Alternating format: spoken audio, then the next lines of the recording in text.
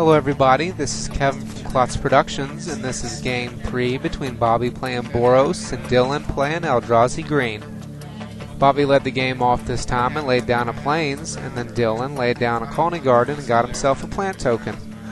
Bobby played a Stoneforge Mystic and searched for a Sword of Body and Mind, and then Dylan laid down an Overgrown Battlement.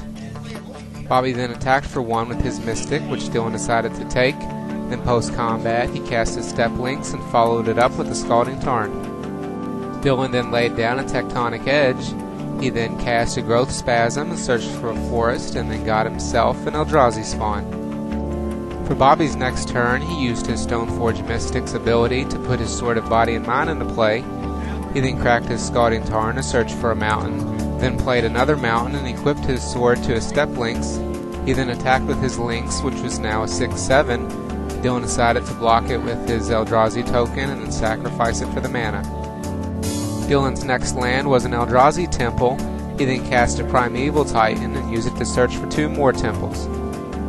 Bobby cast a second Stoneforge Mystic and used it to search for an Adventuring Gear this time. He then played the Adventuring Gear and equipped it to his Step Links. He then laid down an Evolving Wilds and cracked it to search for another land. This pumped his Step Links up to a 10/11, which he used to attack.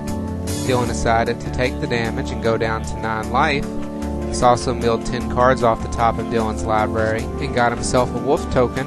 However, an Emrakul showed up, so the cards got shuffled back into his library. Dylan laid down a Colony Garden and got himself another plant token. He then attacked with his Titan, which Bobby decided to take, dropping him down to 13 life. And the 2 lands he searched for from the Titan was an Eye of Ugin and a Colony Garden to get himself yet another plant token. Before finishing his turn, Dylan cast an Ulamog the Infinite Gyre and used its ability to destroy Bobby's sword. Bobby then laid down a Marsh Flats, which pumped his Step Links to a 4/5. However, he passed the turn without making any other plays.